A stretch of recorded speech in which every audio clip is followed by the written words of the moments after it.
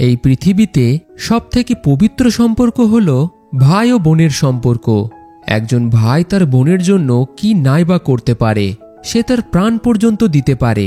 আমাদের আজকের মুভির প্রধান চরিত্র হলো 20 বছরের অনাথ একটি ছেলে। সে তার 6 বছরের ছোট্ট বোনের সাথে জীবন কাটায়। একসময় তার কাছে থাকার এবং তার বোনকে পেট ভরে খাওয়ানোর মতো দুমুঠো খাবার ছিল না। তার বোন শারীরিক অসুখে ভুগছিল, কিন্তু ছেলেটি বোনকে একটু ভালো জীবন দেওয়ার জন্য কঠোর পরিশ্রম করে এবং সে তার পরিশ্রমের ফল পায়। একদিন সে হয়ে ওঠে কোটিপতি বিজনেসম্যান। তো চলুন বন্ধুরা, এই ছোট্ট ছেলেটির অসাধারণ এক ইন্সপিরেশনাল জীবন কাহিনী শোনা যাক। মুভির শুরুতে চায়নার সেনজেন শহরে জিংহাও নামের একটি 20 বছরের ছেলেকে দেখানো হয়, যে তার 6 বছরের ছোট্ট বোন টংয়ের সাথেই থাকে। বেশ কয়েক বছর আগে তার মা হার্টের অসুখের কারণে মারা গেছেন, যার পর থেকেই তাদের বাবা তাদেরকে ছেড়ে চলে যায় এবং তিনি অন্য জায়গায় বিয়ে করে নেয়। তখন থেকেই জিং তার নিজের মেয়ের মতো তার বোনকে দেখাশোনা করে আসছে। প্রতিদিনের মতো তার বোনকে সে স্কুলে পৌঁছে দেয় এবং এরপর এক ডক্টরের সাথে দেখা করে। আসলে তার বোন অসুস্থ, তার মায়ের মতোই তারও হার্টের সমস্যা রয়েছে এবং খুবই তাড়াতাড়ি তার হার্টের অপারেশন করাতে হবে, তাও আবার তার 8 বছর বয়স সম্পূর্ণ হওয়ার আগেই, নইলে এই সমস্যা বাড়তে পারে এবং তার মৃত্যুও হতে পারে। কিন্তু এই অপারেশনের জন্য জিংয়ের প্রচুর টাকার প্রয়োজন, অর্থাৎ যদি সে খুব তাড়াতাড়ি টাকার জোগাড় না করতে পারে তাহলে তার বোনকে হয়তো সে সারা জীবনের মতো হারাবে। কিন্তু সে তো সামান্য একটি মোবাইল রিপেয়ারের দোকান চালায় এবং এখান থেকেই যেমন তেমন ভাবে তার সংসার চলে যায়। জিং মোবাইল রিপেয়ার এবং মোবাইল সম্পর্কে অনেক কিছুই জানত। চায়নার বড় বড় মোবাইল রিপেয়ারের দোকানগুলিও তার কাছে মোবাইল রিপেয়ার করত। তবে এই কাজ থেকে সে পর্যাপ্ত পরিমাণে টাকা ইনকাম করতে পারত না, যা থেকে সে তার বাড়ির ভাড়া এবং তার বোনের অপারেশন করাতে পারে। তাই মাঝে মাঝেই বাড়ির মালিক তার গেটের সামনে নোটিশ টাঙিয়ে রেখে যেত। কিন্তু এই ছোটখাটো সমস্যা তার কাছে খুব একটা বড় ব্যাপার ছিল না। তার বোনকে সুস্থ করে তোলাই তার জীবনের সবথেকে বড় উদ্দেশ্য ছিল। তাই সে কঠিন প্রতিজ্ঞা নেয়, যেভাবেই হোক তার বোনের অপারেশন সে করাবে। সে ভাবে ছোটবেলাতেই সৃষ্টিকর্তা তার পরিবারকে তার কাছ থেকে কেড়ে নিয়েছে, তবে আর না। তার বোনের অপারেশন করানোর জন্য সে দিন রাত কঠোর পরিশ্রম করবে। সেই রাতেই তার বন্ধু জুয়ং তাকে ফোন করে তার ওয়্যারহাউসে ডেকে পাঠায়, যেখানে সে কাজ করত। সে জিংকে কাপড়ে ঢাকা বাক্সের বিশাল পাহাড় দেখায়। সেই বাক্সগুলির মধ্যে ছিল প্রচুর পরিমাণে রিজেক্টেড মোবাইল ফোন। সামান্য কিছু ত্রুটি থাকলেও সেগুলি জিং খুব সহজেই ঠিক করতে পারত। এই মোবাইলগুলি কাস্টম অফিসার দ্বারা রিজেক্ট করা হয়েছে, তবে এই মোবাইলগুলি যার, সে বর্তমানে এখন জেলে আছে। অর্থাৎ এই মোবাইলগুলির এখন কোনো মালিকানা নেই। কিন্তু এই ওয়্যারহাউসের মালিক এই সকল মোবাইল 1 লাখ ইয়ানে বিক্রি করতে চায়, আর যদি সে এগুলিকে কিনে ঠিক করতে পারে তাহলে মার্কেটে বেশ ভালো দামে বিক্রি করে সে অনেক টাকা লাভবান হতে পারে। তার বন্ধুর পরিকল্পনা তার বেশ ভালোই লাগে, কিন্তু তার কাছে তো এখন এত পরিমাণে টাকা নেই।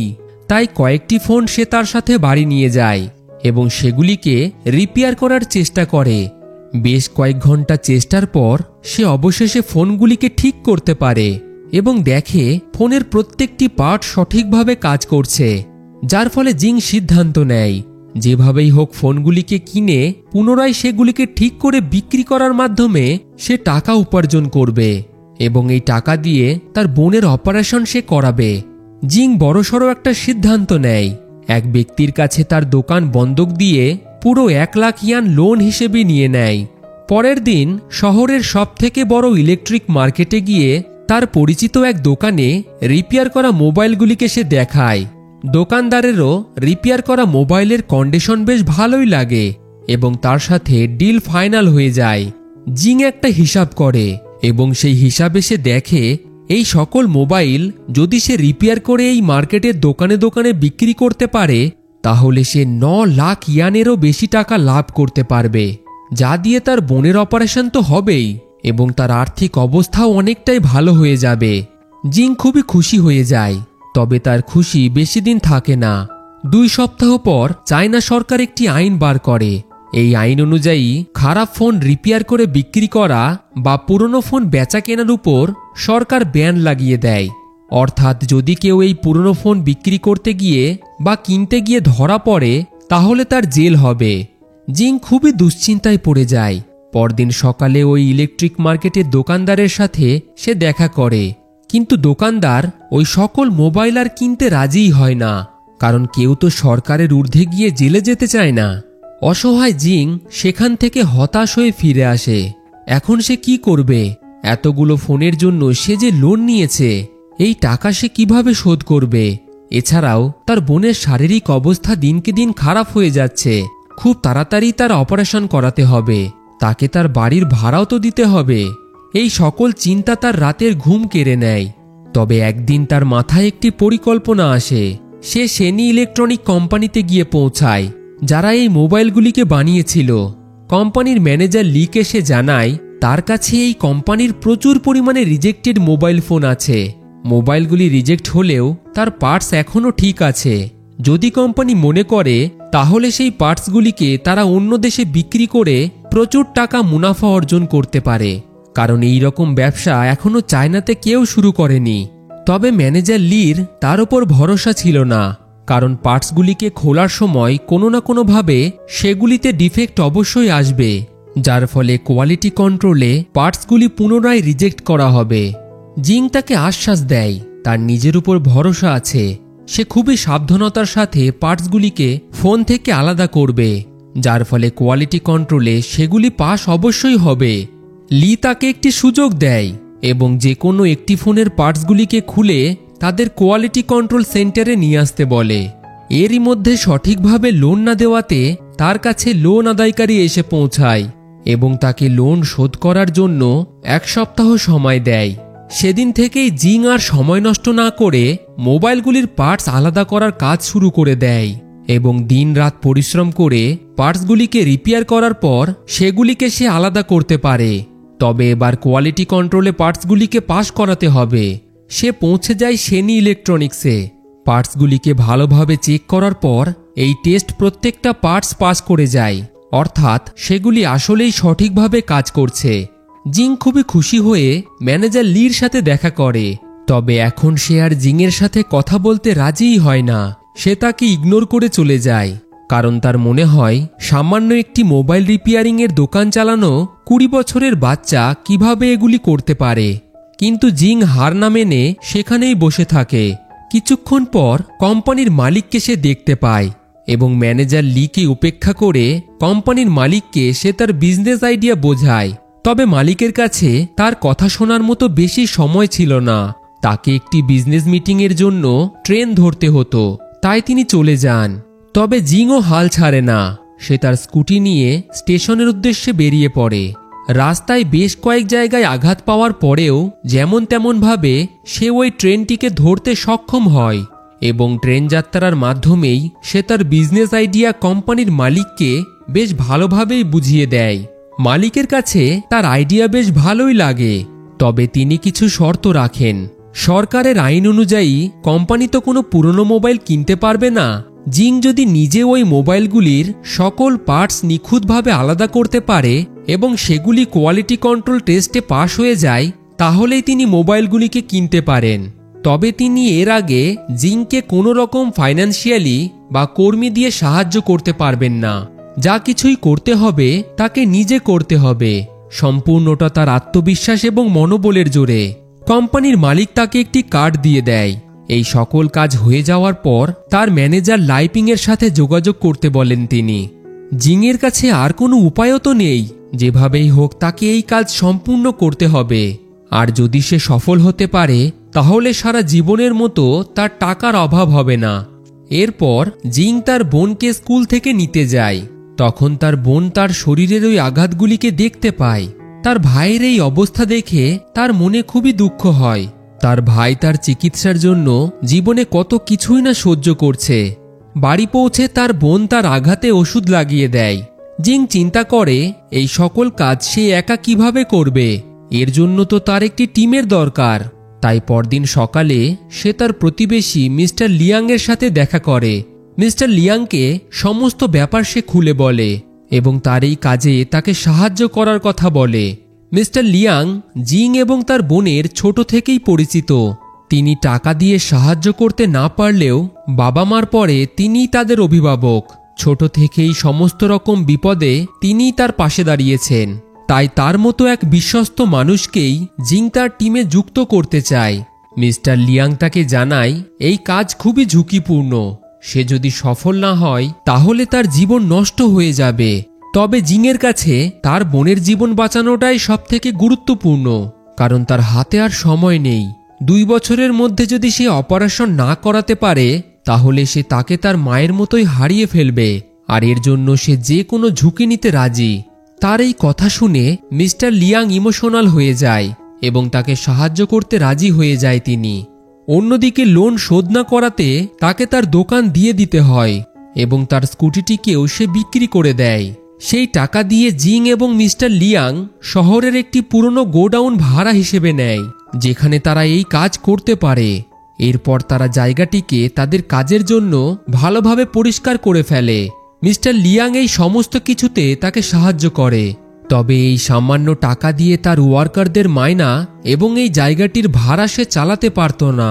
তার একটি আলাদা কাজের দরকার ছিল, তাই জিং তার এক বন্ধুর কাছে চলে যায়। তার আর্থিক পরিস্থিতি এবং তার বোন সম্পর্কে তার বন্ধুকে জানায়। অনেক অনুরোধ করার পর তার বন্ধু তাকে শহরের বড় বড় বিল্ডিংয়ের কাঁচ পরিষ্কার করার কাজ দিয়ে দেয়। এবার এখন তার দরকার এমন একটি টিমের যারা খুবই সামান্য পয়সায় বা কিছুদিন তার কাছ থেকে কোনো রকম মাইনা ছাড়াই কাজ করত, যার ফলে জিং এবং মিস্টার লিয়ান ওয়ার্কার খোঁজার উদ্দেশ্যে বেরিয়ে পড়ে। সর্বপ্রথম তারা ওয়াং নামের একটি মেয়েকে খুঁজে পায়। প্রথমে সে ইলেকট্রিক শপে কাজ করত, কিন্তু এক দুর্ঘটনায় সে তার শোনার ক্ষমতা হারিয়ে ফেলে, তাই সে এখন ওয়েটারের কাজ করছে। জিং তাকে তার ওয়ার্কশপে যুক্ত করে নেয় এবং ভালোভাবে তার কাজ তাকে বুঝিয়ে দেয়। এরপর সে লংহাও নামের এক ব্যক্তিকে তার টিমে যুক্ত করে, যে আগে ম্যানেজার হিসেবে কাজ করত, কিন্তু একসময় তার কাজের জায়গায় সে এক ব্যক্তিকে খুবই মারধর করে এবং এরপর তাকে সেই কাজ থেকে বার করে দেওয়া হয়। জিং তাকেও মোবাইল রিপেয়ারিংয়ের কাজ শিখিয়ে তার ওয়ার্কশপে যুক্ত করে নেয়। তবে তার আরও লোকের দরকার ছিল, তাই সে পৌঁছে যায় একটি সাইবার ক্যাফেতে, যেখানে সে লিউ নামের একটি অল্প বয়স্ক গেমারের সাথে দেখা করে। সে সবসময়ই সাইবার ক্যাফেতেই গেম খেলে কাটিয়ে দিত, তবে এখন সে একটি মেয়েকে ভালোবাসে এবং তাকে সে বিয়ে করতে চায়, যার কারণে ভালো একটি চাকরি সে খুঁজছে। লিউ তার এক বন্ধুকেও তার সাথে কাজে যুক্ত করে নেয় এবং বাকিরা জিংয়ের বয়স্ক কিছু প্রতিবেশীরা তাকে সাহায্য করার জন্য এগিয়ে আসে, কারণ তারা প্রত্যেকেই মন থেকে চায় জিং তার বোনের অপারেশন খুব তাড়াতাড়ি যেন করতে পারে। এই কয়েকজন মানুষকে নিয়ে সে তার নতুন ফ্যাক্টরি গড়ে তোলে, যার নাম দেয় নাইস ভিউ। জিং দিনের বেলা নিজের প্রাণ ঝুঁকিতে রেখে উঁচু উঁচু বিল্ডিংয়ের কাজ পরিষ্কার করার কাজ করে এবং এই ফাঁকে তার বোনেরও চিকিৎসা করায় সে। এইভাবে সে তার চেষ্টায় কোনো রকম ত্রুটি রাখে না। কিছুদিন পর লিউ নামের ওই গেমার ছেলেটি তার পছন্দের মেয়েকে বিয়ে করে নেয় এবং এই অনুষ্ঠানে সকল কর্মীরাই উপস্থিত থাকে। তারা একসাথে খুবই আনন্দ করে। রাতে বাড়ি ফিরে জিং দেখে তার গেট তালা বন্ধ। 3 মাস ভাড়া না দেওয়ার কারণে তার সকল জিনিস বাড়ির মালিক তালা বন্ধ করে রেখেছে। তবে ছোট্ট বোনকে নিয়ে তার থাকারই বা জায়গা কোথায়? সে বাড়ির মালিককে অনুরোধ করে, তবে তিনি কোনো রকম কথা শুনতে রাজিই হয় না। তখন জিং তার প্রতিবেশী মিস্টার লিয়াংয়ের বাড়িতে তার বোনকে নিয়ে রাতটা কাটিয়ে দেয়। এইভাবেই 2 দিন কেটে যায়। যখন সে আর কোনো থাকার ব্যবস্থা করতে পারে না, তখন মিস্টার লিয়াংয়ের সাহায্যে তার ফ্যাক্টরির মোবাইলের বাক্স দিয়ে সে ফ্যাক্টরিতেই তার বোনের জন্য একটি বিছানা তৈরি করে দেয় এবং সেখানেই থাকতে শুরু করে। তার বোনের এই অসহায় অবস্থা দেখে জিং খুবই দুঃখ পায়, তবে সে হাল ছাড়ে না এবং তার পুরো টিম তার পাশে থেকে মাইনার চিন্তা না করে তার বোনের জন্য কাজ করে যায়। একদিন রাতে জিং কাজ করতে করতে ঘুমিয়ে পড়লে হঠাৎই বাইরে কিছুর আওয়াজে তার ঘুম ভেঙে যায়। বাইরে গিয়ে সে দেখে 2 জন চোর তার মোবাইলের বাক্সগুলি লরিতে ভরছে। জিংকে দেখেই তারা তৎক্ষণাৎ সেখান থেকে পালিয়ে যাওয়ার চেষ্টা করে। জিংও ছুটে লরির উপরে উঠে পড়ে এবং কিছুটা দূর যাওয়ার পর হাতাহাতিতে সে একজন চোরকে ধরে ফেলে। এবং আরেকজন মোবাইলগুলি নিয়ে সেখান থেকে পালিয়ে যায়। তবে এই অ্যাক্সিডেন্টে জিংয়ের হাতের আঙুল ভেঙে যায়। ওই একজন চোরের সাহায্যে পুলিশ অন্যজনকে ধরে তার সকল মোবাইল তাকে ফেরত দিয়ে দেয়। তবে হাতে আঘাত লাগার কারণে একদিন বিল্ডিংয়ের কাঁচ পরিষ্কার করার সময় তার হাত থেকে বালতি নিচে পড়ে যায় এবং এরপর জিংকে কাজ থেকে বার করে দেওয়া হয়। কিন্তু এখানেই তার দুঃখের শেষ হয় না। সেই গোডাউনের মালিক তার কাছে পৌঁছে যায়, কারণ ঠিকঠাকভাবে সে এখনো ভাড়া শোধ করেনি। তিনি প্রচণ্ড রেগে যায় জিংয়ের উপর এবং তাকে 3 দিন সময় দেয়। এই 3 দিনের মধ্যে নয় সে সকল ভাড়া শোধ করবে, নয়তো এই গোডাউন থেকে তাকে বার করে দেওয়া হবে। জিং হতাশ হয়ে সাহায্যের আশায় সেনি কোম্পানির ম্যানেজারের সাথে সাহায্য চায়। তাকে কিছু টাকা অ্যাডভান্স দিতে বলে। কোম্পানির ম্যানেজার তার এই অবস্থা দেখে তাকে সাহায্য না করে তার ওপর হাসে। অসহায় একটি ভাই তার বোনের চিন্তা করতে থাকে। সৃষ্টিকর্তা তাকে আর কিভাবে পরীক্ষা নেবেন? সে কি তার ছোট্ট বোনকে এবার হারিয়ে ফেলবে? জিং বাড়ি ফিরে আসে। রাতে তার বোনের মুখের দিকে তাকিয়ে তার মায়ের কথা মনে পড়ে যায়। তার মাকে সে কথা দিয়েছিল, বোনকে সে কোনো রকম অভাবে সে রাখবে না, তার মেয়ের মতো তাকে মানুষ করে তুলবে। এসব কথা ভাবতে ভাবতে জিংয়ের চোখ দিয়ে জল বেরিয়ে আসে। পরদিন সকালে ফ্যাক্টরিতে গিয়ে পৌঁছালে গোডাউনের মালিক ভাড়া না পাওয়াতে তার সকল জিনিস বাইরে বার করে দেয় এবং গোডাউনে তালা ঝুলিয়ে দেয়। এই কাজ শেষ করাতে আর কিছুদিনেরই সময় বাকি ছিল। তবে তার কাছে কাজ চালানোর মতো জায়গা বা কর্মীদের মায়না দেওয়ার মতো কোনো রকম টাকাই ছিল না।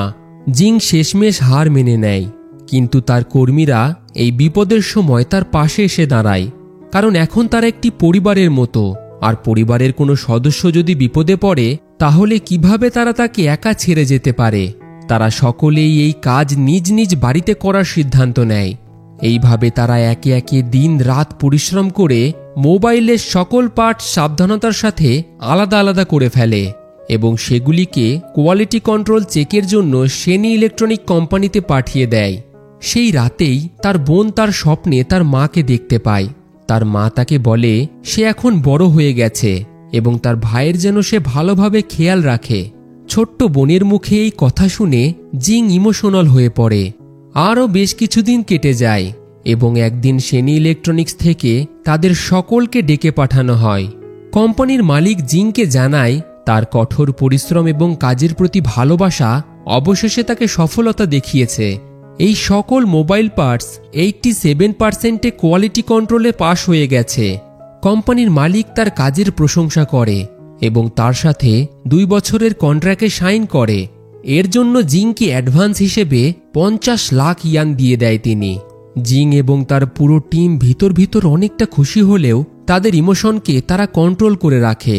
কিন্তু লিফটে পৌঁছানোর পরেই তাদের সকলের চোখ দিয়ে জল বেরিয়ে আসে। তারা এই খুশির মুহূর্তটিকে উদযাপন করতে থাকে। জিংয়ের সাথে সাথে তার পুরো টিমের জীবন পরিবর্তন হয়ে যায়। জিং নতুনভাবে তার ফ্যাক্টরি গড়ে তোলে এবং তার বোনের অপারেশনও করায় সে। দেখতে দেখতে 6 বছর কেটে যায়। জিং বর্তমানে তার নাইস ভিউ কোম্পানিকে উচ্চতার শিখর পর্যন্ত পৌঁছে দিয়েছে এবং সে ওই কোম্পানির সিইও। সে তার বন্ধুদের কখনো ভোলেনি যারা তার বিপদের সময় তার পাশে দাঁড়িয়েছে। তারা প্রত্যেকেই এখন কোটি কোটি টাকার মালিক। জিং তার বোনের সুন্দর হাসিটির দিকে এক দৃষ্টিতে চেয়ে থাকে, যেটার জন্য সে জীবনে এতটা কষ্ট করেছে এবং তার কাছে এটাই পৃথিবীর সবথেকে দামি জিনিস। এর সাথেই মুভিটি এখানেই শেষ হয়ে যায়। তো বন্ধুরা, কেমন লাগলো এই 20 বছরের ছোট্ট ছেলে জিনের সফলতার কাহিনী? আশা করি আপনারা কিছু শিখেছেন এই গল্প থেকে। যদি মুভির কাহিনী আপনাদের পছন্দ হয়ে থাকে তাহলে কমেন্টে আপনাদের মতামত জানাতে ভুলবেন না। আর এই রকম এক্সপ্লেনেশন যদি আপনারা শুনতে চান তাহলে সেটাও কমেন্টে জানাবেন। ভিডিওটিতে একটি লাইক এবং বন্ধুদের সাথে শেয়ার করবেন। আমাদের চ্যানেলের সাথে জুড়ে থাকার জন্য চ্যানেলটিকে সাবস্ক্রাইব করে রাখতে পারেন। তো আজকের মতো এইটুকুই। দেখতে থাকুন ফিল্মি গপ্প, the channel of movie lovers.